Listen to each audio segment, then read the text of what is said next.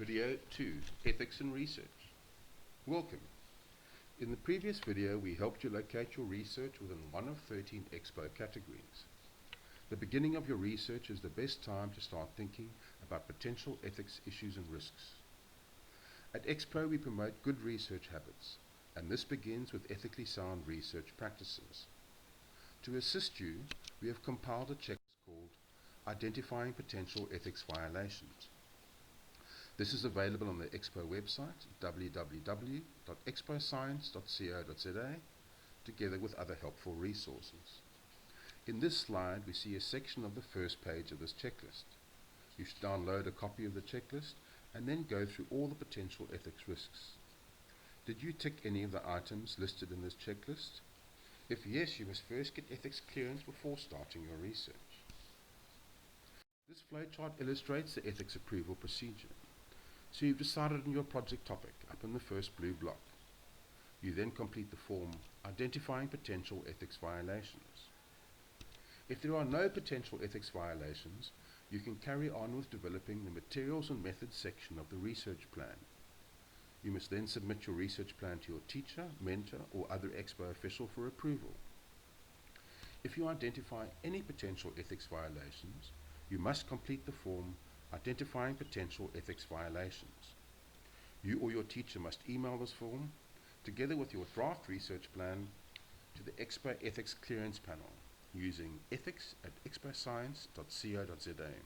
This must be done before you start with your research. The panel will do one of three things depending on the potential ethics violation. They can either approve your project without changes, taking into consideration your own suggested changes, or they could suggest an alternative approach or remedial action. After you have made these changes, you will resubmit the changes to the panel, and once approved, you can continue with your research. In the case of serious ethics violations, the panel will not approve your research, and you would then need to find another topic or another way to do your research. Here are a few points to remember. The ethics panel is guided by stringent research ethics codes, and this includes responsible conduct and respect for the living and non-living. This is to protect you, to ensure your safety and well-being, as well as that of your participants. Whether your research is approved or not, the panel will be in touch with you. If you have any ethics violations and you have corrected these, it will not affect the judging of your project. However, serious ethics violations may lead to your project being disqualified at the science fair. All forms and letters must be included in your document folder, which is presented at the district, regional, international science fairs, or uploaded together with your project report for any online assessment. Sometimes there is confusion between ethics clearance and project display approval. Ethics clearance happens before you start your project, whereas project display approval takes place at the science fair. Ethics clearance looks at whether the participants in your research have given their informed consent and humans or animals will not be harmed and there is no damage or alteration to nature.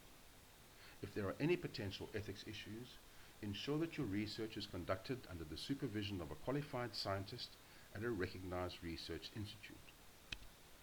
Project display approval looks at any ethics violations in your display at the science fair.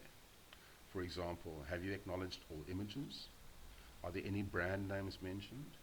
Are any dangerous or prohibited substances or items in your display? Are your models safe and are they of the allowed size? Are there any bare wires?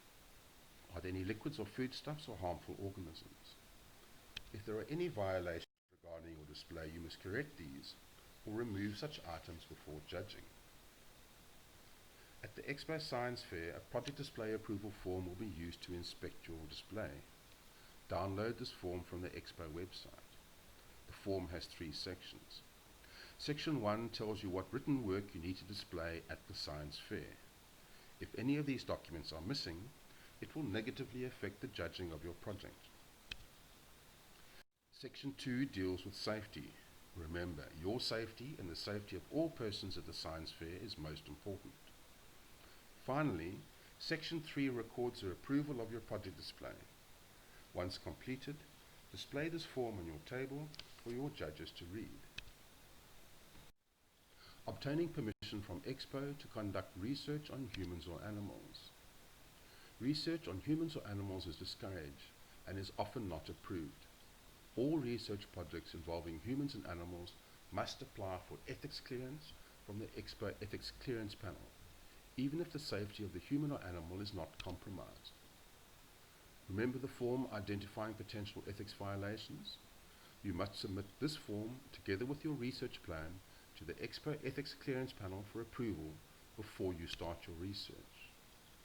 If learners do their research at a university or recognized research institute, then approval must also be obtained from their research ethics committee, and the research must then be supervised by a qualified scientist or a researcher. Research on humans. Are you collecting data through any human testing? Get ethical clearance. Always ensure the well-being, protection and safety of participants. Are you interacting with people through interviews, questionnaires, surveys or observations? Get their informed consent. Informed consent is when you explain to the participants exactly what you are going to do, why you are doing it, how you are going to do it, and what you will be doing with the data. You then give them a letter explaining this in writing, in their language of choice, for them to sign. In the case of minors, the consenting adult must also sign. You must also keep all information confidential. Confidentiality entails keeping all information private. Do not disclose names, contact details, and other personal information. For example, you must use pseudonyms or fake names.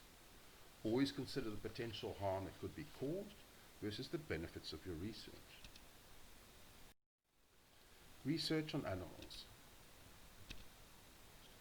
The main principle is to cause no harm or distress. So research on animals is acceptable when there is no interaction with the animals being observed, there is no manipulation of the animal's environment. The study must be non-invasive and non-intrusive, and it must meet all provincial and national laws. Frequently asked questions. Here are some frequently asked questions to help you understand ethics issues. My research subjects are family members. Do I need to get permission from them? Yes. All research involving humans needs an informed consent form to be completed. I have made sweets or tonic from only natural products and want to give this to my participants to eat or drink. Is this allowed? No. You may not feed any person or animal any product that you have made, even if you consider it to be a natural or traditional remedy. Also, do not apply any ointment or cream you made to any person or animal. For my Expo project, I made food in my kitchen under adult supervision. Am I allowed to get my friends to taste? If this is done as part of your Expo research, then you cannot feed any person or animal any food or product you have made. I want to investigate how exercise affects blood pressure. Can I ask my friends to run up and down a flight of stairs at school or exercise on the treadmill at my home? No, you cannot do stress tests unless it is under the supervision of a medical practitioner or a scientist in a controlled environment, such as in a clinic or in a recognized research institute. I found an approved psychological test online. Can I administer it to the learners in my school? No, you cannot administer any psychological test unless it is under the supervision of a scientist or psychologist. I want to investigate whether the size of kennels will affect how dogs behave. Is this permitted? No. Studies that alter or change the animal's natural environment are not allowed. Research ethics summary. Humans and animal research are discouraged and are often not approved. At the start of your research, think about the potential ethics violations that might apply and complete the Identifying Potential Ethics Violations checklist. If you have ticked any item, submit the Identifying Potential Ethics Violations form and your research plan to the Expo Ethics Clearance Panel for guidance before you start your research.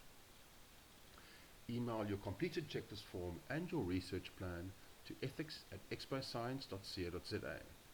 The ethics panel will guide you on the next steps. For example, conduct your research at a recognized research institute under the supervision of a scientist or at a medical doctor's office. We hope that this video has helped you identify potential ethics violations in your research and also to understand how to obtain approval from the Expo Ethics Panel before conducting your research. Keep watching this space. Our next video will help you formulate your aim, research questions and variables. Thank you and good luck.